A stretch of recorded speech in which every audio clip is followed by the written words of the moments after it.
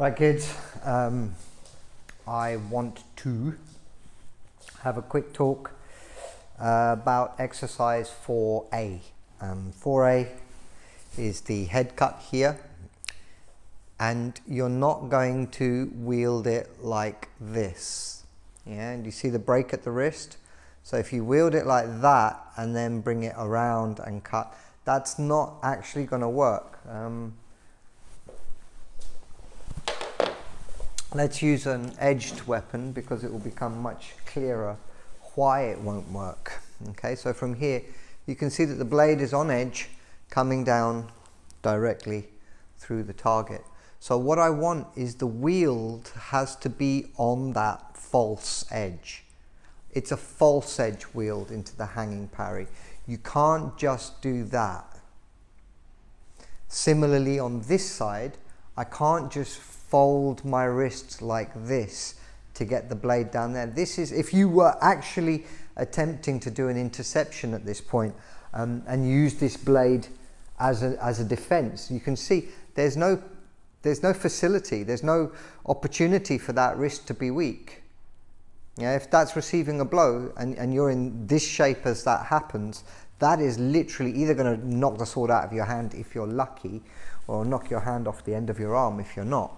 Right? So from here, as you go through these, there's a reason we broke down the cuts into 4 discrete stages.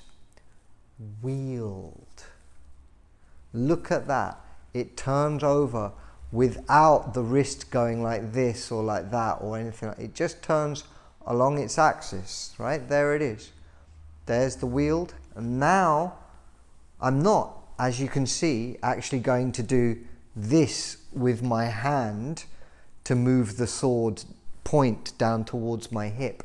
I'm going to just open my fingers a fraction, maintaining that structure through the wrist. Then from here, there's the wield into the parry. Do you see it's coming around?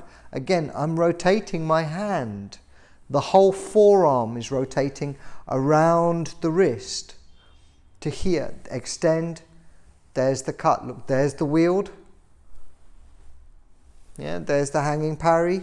Turn it out over the top and the cut.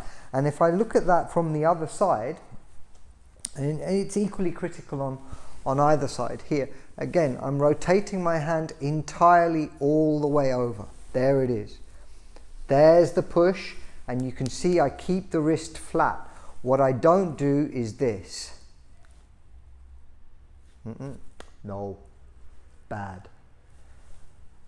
Keep it straight and instead turn around the other way.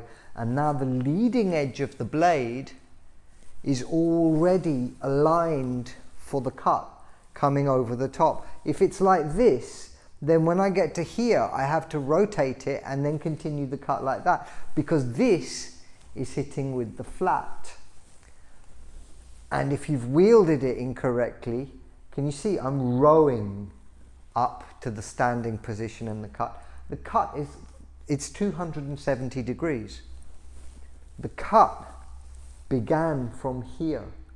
It's already lethal as it leaves the vertical because the edge of the blade is already lined up. So from here you can see it's flat if it's like this.